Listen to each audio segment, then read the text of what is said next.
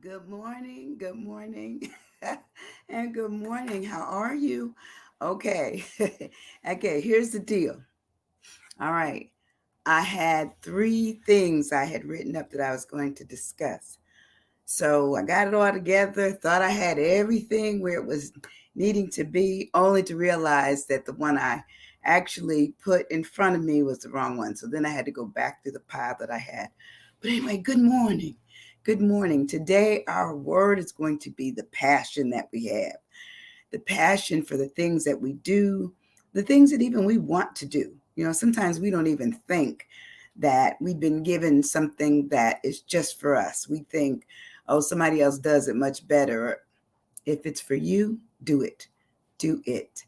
I'm excited because today talks about, do you believe in the magic inside you? Do you? Sometimes we don't. Sometimes we lose our thing, and we are stuck. So I don't even have to ask. Sometimes, are you stuck? Yes. Yes, we get stuck. We get stuck because we think that we don't know what it is that we want to do or how we're going to get it done. And sometimes that is the magic, is how you do and carry out the creation of you. Good morning, Debbie. Yes, I do believe. I know you do, Debbie. Debbie is a believer and achiever. Always a sweet, sweet young lady.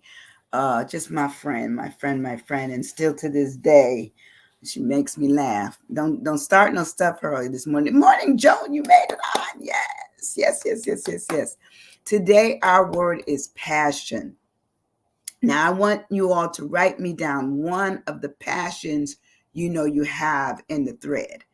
We're going to do it early. I'm just going to start bothering you early, but write down what your passion could be. I have many. So while we're thinking, I'm going to tell you. For me, I have many. One of them is that I love to sing. That's a passion of mine. Art for Debbie. Okay, yes. The other passion I have is I love to read and I love to write. I love to dance. Those are my passions.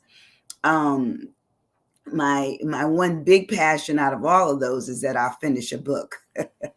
I would need to finish the workbook that I have for Are You Stuck? And then I also need to go on and finish, some of the other books that I've started. I need to finish Mr. Al's book. And, I'm going to go away to the jazz festival soon. And I was already saying, I was going to take some of that with me and just write while I'm listening to jazz and just chilling.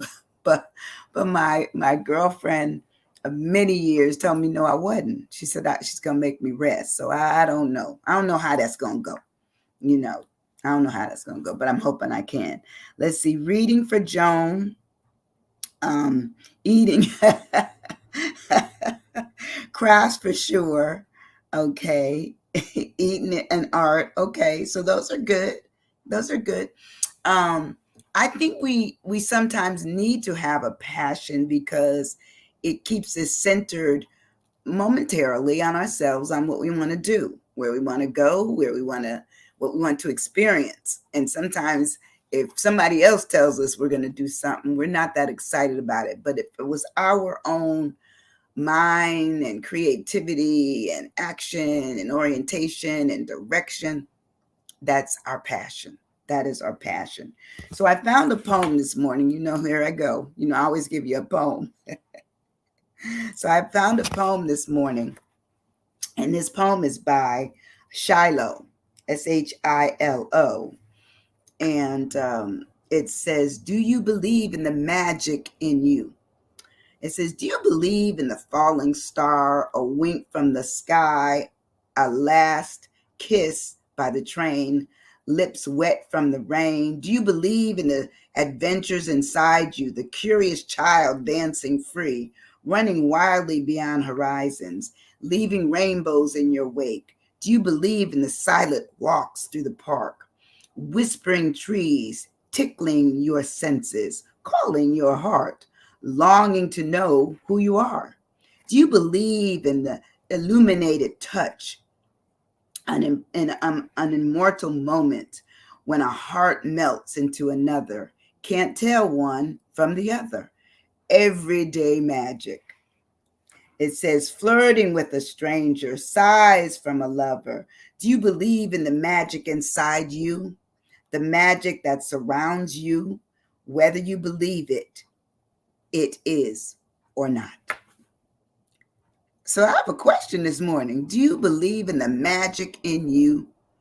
Can you find it with your passion? I think you can. I think you can. You know, cruising. Yeah, Joan is a cruiser. Who else says? It keeps my brain focused. Okay. Is that that's the craft area, right, Deb? Sometimes we have to realize that when we have something that is on us, it's almost like a heavy. I don't know if you all remember. Like I'm from New York, so we had those snowsuits that once you were in them, you were hermetically sealed in the suit. Okay, I remember once and I know they have that on the Christmas Story, where one of my brothers pushed me down, and I had on one of those suits, and it was like a marshmallow suit, like the Michelin Man, and I was in it, and I couldn't quite get up, and they were laughing at me. I'd seen them. I can still see them standing over me, laughing at me, talking about, "Get up, Sandy, get up, get up." I couldn't get up. Well, that's sometimes the way when we have a passion on us. We can't get away from it. No matter what we do, we're hermetically sealed in it. We feel it. We feel the passion to get it done, the passion to continue working on it. And it's so funny because some people they realize that they have been working on things 9 years, 10 years, 15 years, 30 years. It's still a passion for them. Okay. And what we have to sometimes consider in our passion is to consider the fact that it may not only take us a long time, but we may have landings.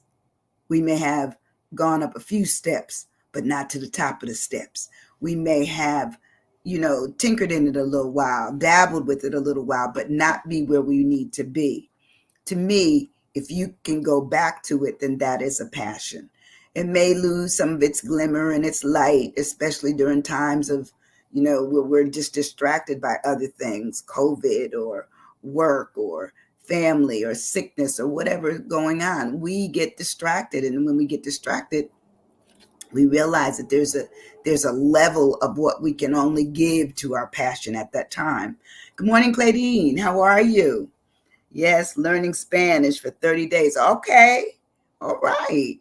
Yes. We were talking about that. I was talking about that with my daughter, like taking on something, even if it wasn't yours to take on, but you took it on. And she's learning an area. She's in an area now that she had no idea of anything about, and it's challenging her. Sometimes the challenge is the bar that sets us higher up once we realize that we can reach it.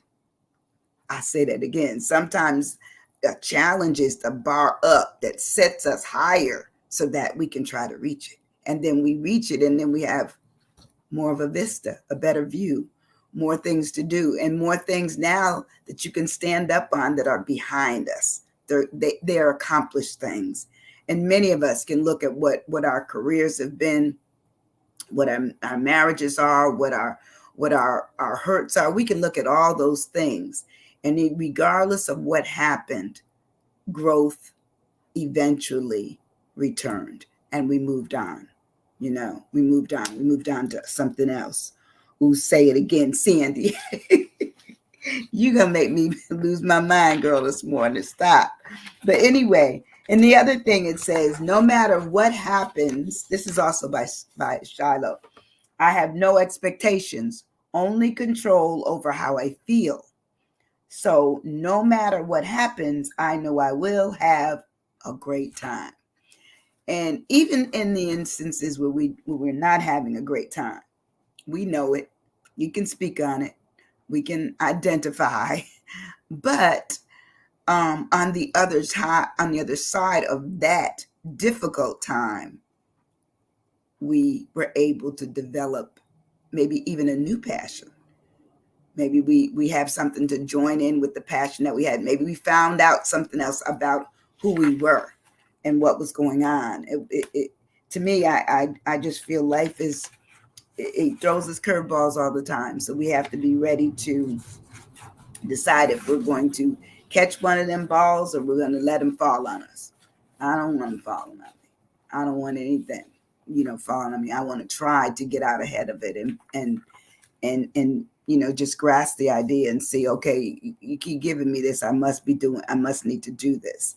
I think when I finally, finished, the children's book for Al Martin, a friend of mine had to remind me, you're now an author. And I said, what? I think of authors like, T.S. Eliot and, Robert Frost and Maya Angelou. But hey, listen, if you put your mind to it and it is your passion, you will finish your book. It may take 5 years, 10 years, maybe even 15 years, but it's yours. It will be yours. So anyway, when we move on and we break this word down, when we break the word down, it says, I don't know what happened to my comments. I don't see them. Oh, there they are. When you break the word down, we'll start with the word itself, which is passion. And passion, it says strong and barely controllable emotion. Sometimes that's how we feel. Sometimes we feel really strong about something that's been given to us. In fact, we almost run people off because they hear us and they see us and they say, oh, she mentioned that one more time. Or if he says that again, I'm going to have to tell him, okay, your passion is your passion. And sometimes when we have passion, it just exudes, it just comes out of us. We're just excited about what we were given to do. And the passion becomes the necessary, the positive, the want to do. It says life is peaks and valleys. It is, Debbie. So much so. I mean, Joan, so much so with that. So passion gives us this thing to be in love with, bowled over with. Okay. It's also said bestowed with, consumed with, having deep desire for, having a fancy for, and lastly, to appreciate. That's what passion does for us. We can have passion for people. We can have passion for projects. We can have a passion for a position that we've been given. So passion is relative to you, relative to me. It's personal. Passion is personal. I mean, a lot of times people try to give you stuff, and if you don't feel it, guess what? How much do you want to be involved in it? Not very much. Not very much at all. And so you understand that. But let's see, what did Joan write at the back? Paramount. That's right. When you have a passion for something, it's paramount. And basically, it's a phenomenal thing. It's up there. It's huge. Yes, Debbie, perfect. It's perfect for you. Once again, it's personal, so it can be personally just for Debbie, just for Joan, just for Claydine, just for Sandy, just for us. It's personal. So when I break the word down, my first P, or the first letter in the word is P. I have pleasure, because most people who take passion on, they take pleasure in it too, of doing it. You're not going to find many people that stay with something that absolutely, yanks them every day and causes them great frustration and a headache and a heartache and all of that. They don't really want those things. Now, sometimes people will be passionately in love with the thing that they want, or the persons that they want, or the involvement that they want. But the rigor to get there may be too hard. It may be too difficult for them to say, I can't deal with that. I can't deal with that. So passion, it says, is a feeling of happy satisfaction and enjoyment. I think I've known that passion where I'm happy and I'm enjoying what I'm doing, and there's satisfaction in the creativity process. I love it. So it says happiness, it also provides us under pleasure to be and find happiness, delightfulness, joy. How many of you have found joy in some of the things that you've done? Perceptive. I like that. That's a good word, perceptive. You know, how many of us have perception when we're looking at things to do? And it's perceptive for us if we decide it's for us. It's once again, you know, passion is personal. It is a personal choice. It also talks about it being rapture. It could be glee, satisfaction, gratification, enjoyment, amusement. How many of us have been amused by some of the things we've been involved in? I know I can say I have, you know, and when it's over, you feel the void. You feel the void. And it says, you know, it also is a, you know, a delective choice, a delective choice. You realize that there's something really, really good with it.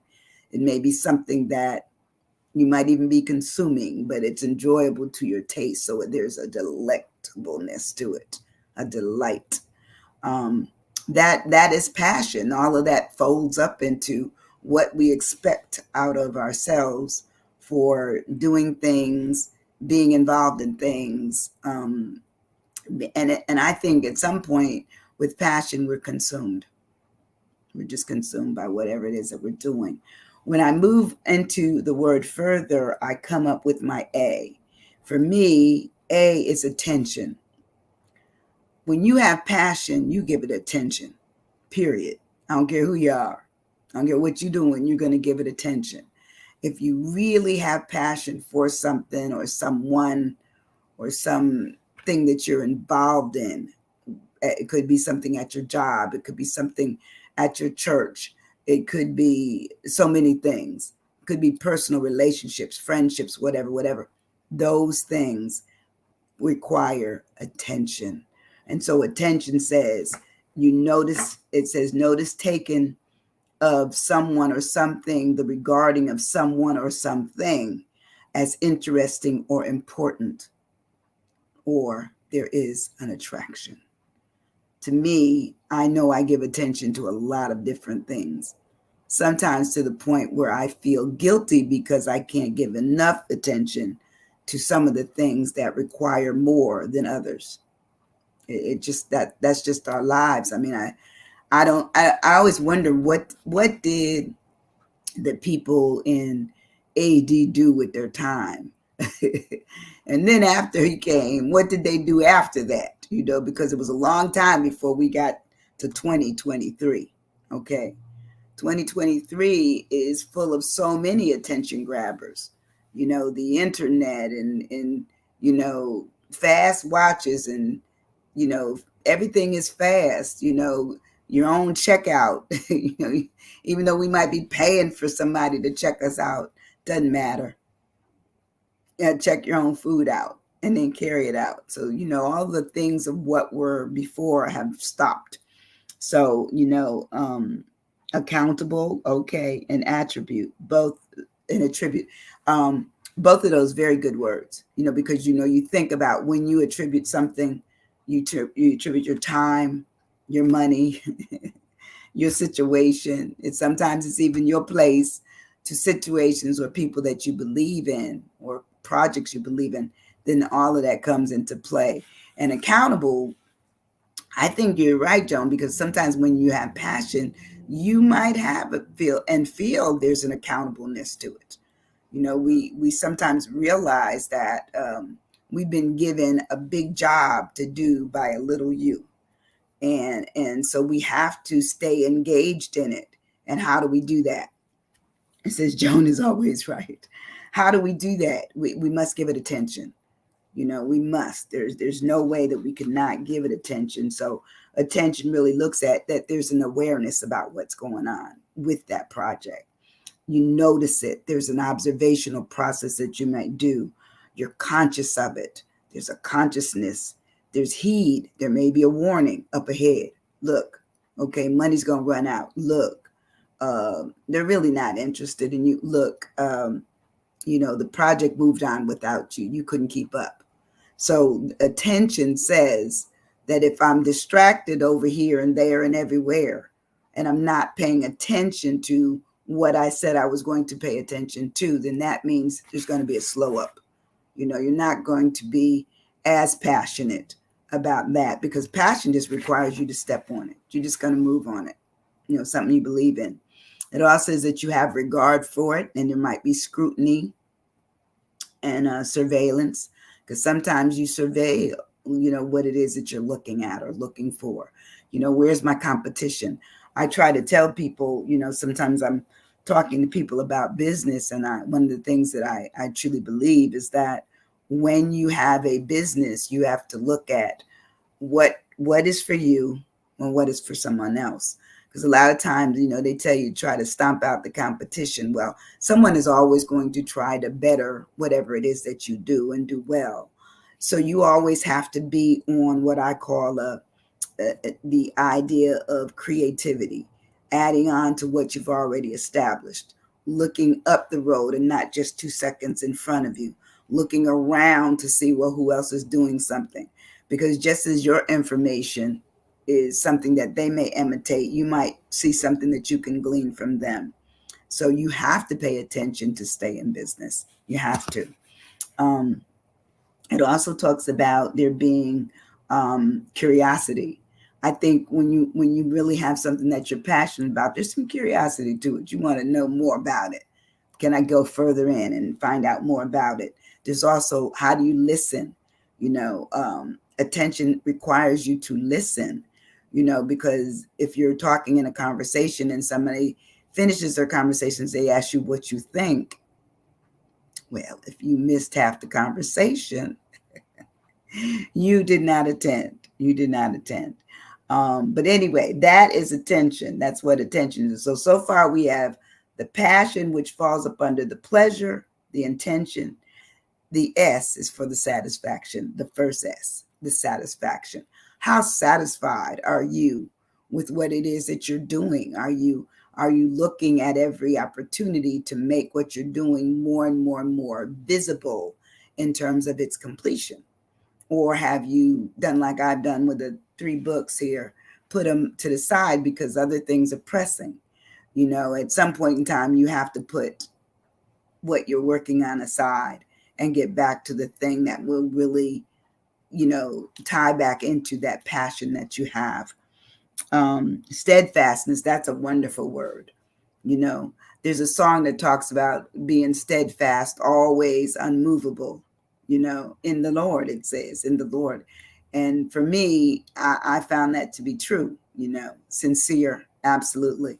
I think when you've given something great satisfaction from it, you're sincere about it. You mean it. There's no question that you don't mean it. You mean it. So it talks about satisfaction being that it's the fullness of one's wishes, expectations, or needs, or the pleasure derived from it. It says it is something where you find contentment in it, where you find pleasure and gratification and fulfillment, happiness, delight, self-satisfaction, and something that's just complacency. You get comfortable enough, you just get it done, and you rock and roll with it. It's doing something, you're excited about it. When it has a period where it lobs back and no ebb, then you understand the importance of saying, hey, I'm gonna have to catch up myself back up. I got to go back and find out where that excitement exists in there, and then I can pull it forward. Sometimes we have to check ourselves. We have to check ourselves to see that we make it through. Sensation, that's a good word too. Is there a sensation when we're doing things that have become our passion? Could be. Okay. My next word, which is the second S in passion, is support. When you don't support anything, okay, it's not going to stand up well. And that's even the foundation in your house. If you don't have a foundation in the house cannot stand. Tables cannot hold up anything if the legs aren't sturdy. So you have to have support, and the table support the top of the table, which means that's the table. So support talks about bear all or a part of the weight of, to hold it up. And that's what we do when we've decided that we want to hold up something and support it, and it's created this excitement inside of us, then that's what we're going to do. So it says we hold it and we carry it and we keep it up. We brace for it. we brace for it. We literally have decided how we want to go about bracing ourselves for the things that we've undertaken. It also talks about reinforced. It's like sometimes when you tap into your passion, you can get back to, where you need to be, what's really going on, and how that excitement can be tweaked and it revs back up. It also talks about how when you have something that's supported, it's girded, it's bolstered, and it's something that can be bared. So to me, when we have our this passion for things, we understand the significance of our satisfaction, especially as we're working towards the goal of completion. Spirited and strong. Oh yes, those are all good. Secure, spirited, strong, excellent words. Because to me, if you have passion, you need to feel that you have the spirit to do it, you have the strength to do it, and so there's a strongness there for you, and you're secure in how you're gonna carry it out, the process. You're secure, how it should work.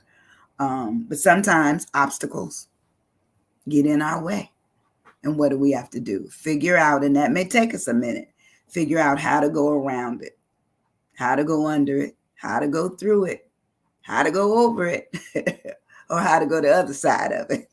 But that's what our assessment would be. That's what we would do, is how we need to rethink our approach to split.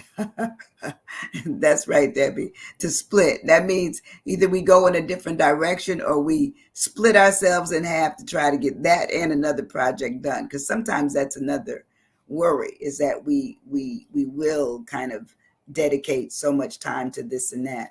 When I was working on my doctorate, I remember a period of craziness. And I remember when I went to work, I did my work. When I came home, I studied. And sometimes I would be up all night and never, ever go to bed. I would turn in that project that night and then just show up for work the next day. And then the next night, there might be something else that was pressing. But I believe that most of us realize that, we may have our own, idea of what our passion is to complete something or be involved in things. But sometimes timelines, suspense dates, and, bosses may also be predicting some things for us. So I have to be honest. Most of my passion has, well, I had passion when I did credentialing. I did, because it was just so innovative and so different for military members to really look at getting certified or licensed before they, exited their military careers.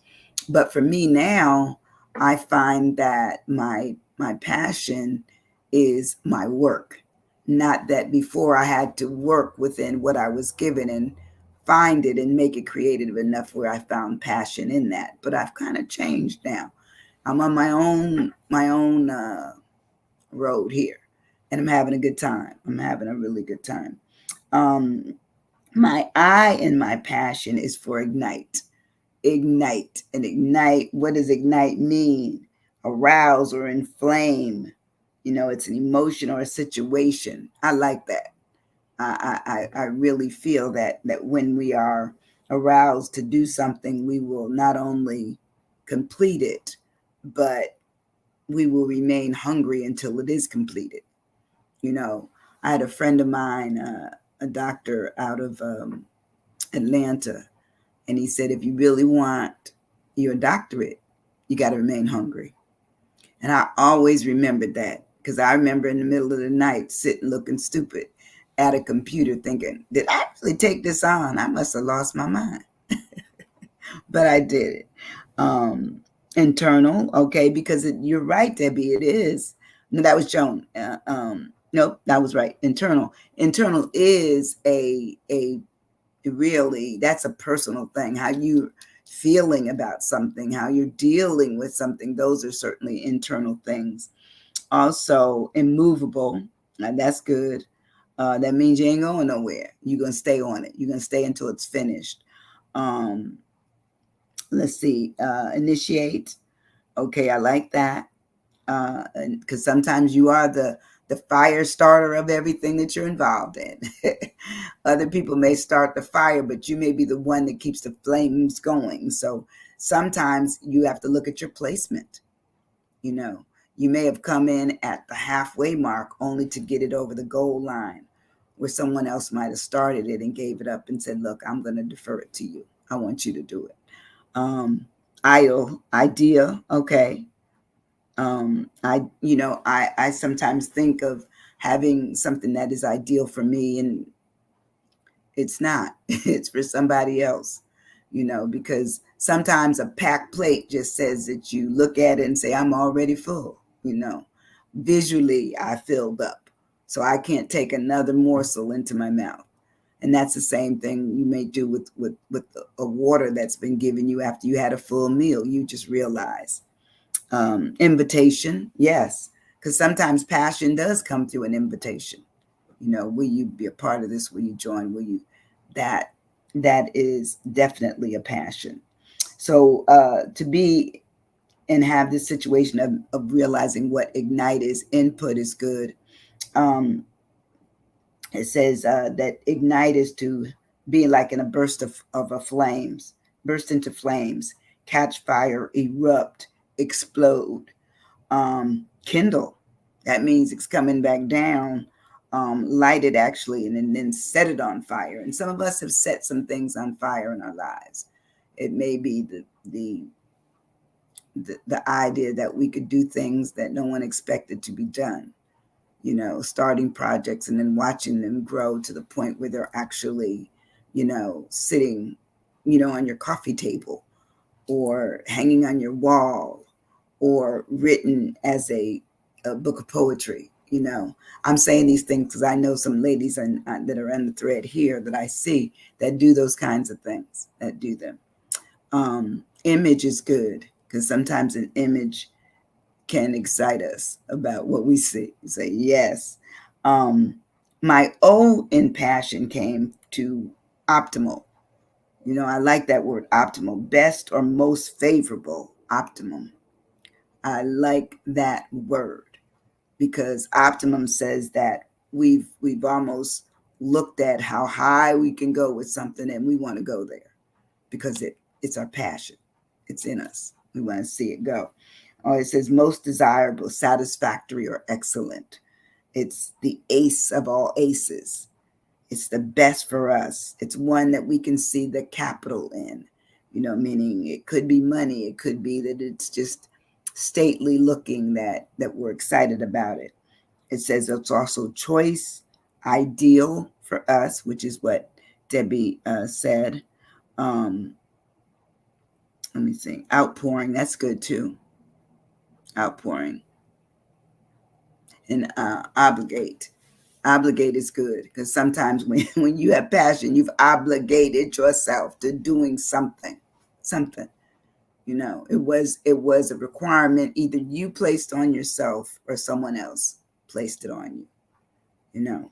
And lastly, it talks about it being something that is the highest of your idea that you want to do. It is highest and flawless. Now, I think optimum is good because optimum just talks about that's what is expected, that there would be no flaws. But sometimes we do encounter flaws. We do. Not necessarily in the way we approached it, but just it might be something as simple as what was available by the time we were reached nearing the pinnacle, nearing the end, what was missing, and what else did we need to find or create. And sometimes there's probably been many a project that people have started in their lives and something happens and they're distracted from it and they don't get that same excitement about doing it. Overwhelming, that's a great word. It says Optimus Prime is where they get the name, and for the good reason. Absolutely, Optimus Prime is good. It really talks about this is just the vision out there that I see for myself, and it's my vision. And to me, Prime Prime may be good for me. It may not be good for somebody else. My prime. Okay. It's the same thing. I'm always looking at letters because, they talk about Amazon with the, if you have Prime. And I always think about that because when it originally started, it was really reasonable, but it keeps going up. I think the last time I saw it, it was 129 and 139. It started where it was $99 and everything would be free and all of that, all the shipping. But we have to realize they set a goal for themselves. Jeff Bezos had a passion to do what Walmart did. What's his name? What's his name? Musk? Yeah. All these gentlemen, they had an opportunity to really soar with their businesses. And they've made it where the rest of the world looks at them and wow, awe. But they had a passion. And so that's, if you're thinking about yourself, establish it first as a passion. Realize the importance of it for yourself and what you need to do to get where you need to go. It says 139, but this is the last year for you to buy it or for it to be at 139. I know it went up. I think it's gone up 2 or 3 times since I started it. So thanks. Thank you, Claydine. Here's the last one. For the N of passion, for me, is notion. To me, you have to get the notion from the get-go. It says it's a conception of or belief about something, or it could have started with an impulse, a desire, especially one of a whimsical kind or whimsical nature. And see, sometimes that's how you have to look at things. Is it noble? I like that, Debbie, because sometimes we have to, for me to buy. Okay. Oh, all right. I got it, Claydine. Yeah, I don't know. I'm going to keep it because, a couple of projects I've been working on, they're the ones that have them where they're cheaper. So even though I'm paying 139, it's still cheaper on some of the other things. So this notion is something that is given to you. And it's given as an idea when it becomes sometimes your belief. Oh, you are noble. I'm just Sandy. Dr. Winnie. We need to get together too, Claydine. You owe me a piece of fish. Where the fish? Okay, I'm done. Okay. But anyway, the notion also talks about the concept, how sometimes we are convicted to do stuff. How many of you have ever been convicted to do things? Come on now. Oh, the niche. I like that because sometimes we do have a niche. We do. It just comes to us and we've honed it. Like I've been honing Are You Stuck for years. Here I am, years. Then it also talks about it being your conviction, your opinion, your view. Your view. I didn't say it was Sally's view or Joan's view or Jenny's view. Okay, it's your view. Or even Maurice. I didn't see Maurice today. Hey, Maurice, if you listen, he listens later. Hey, Maurice. It's a thought process. It's the impression that it's made on you and your life and saying that you're going to do it. How many of you have ever had an image in your head become eventually your reality of completion? I have. I woke up from the middle of a dead sleep with the idea of what I wanted for Al Martin's book. Just came to me. And that was it. One time, woke up. Noteworthy is good. Hands up. And says, so, and I'm almost done. It says also, when we have the notion, it's been given to us in our thoughts. It has made an impression on us. And it is our personal perception of what it is that we want to do. I don't remember. Claydine is so funny. And it is notice, right? Well, listen, I know you all, I started a few minutes. I started 5 minutes early. So this would have been right on time had I not stopped to go back and look for the real one I was discussing today, the word. But anyway, I want y'all to have a great Wednesday. It is Wednesday. Find something that gives you passion, whatever that is. And maybe it's a movie that you want to watch. Maybe it's somebody you want to cuddle up next to. Maybe it's something that just want to go out and see, since we are all out and about. But do good with yourself today, just for you. Just for you. Find your passion. I'm going to see you soon. That will be Friday at 9 a.m. I'm going to be on time on Friday. I'm not going to get them mixed up, because I write them all up early, and then I stack them in a pile. And I just took the one that was on top, thinking that was the one I had set up for. But anyway, Friday. Okay, I'm gone. I love you guys. Thank you so much. Have a great, great, great day. All right. Thank you. Ciao, bye. Hey, share this. If you don't do anything else, share. Are you stuck? Bye-bye.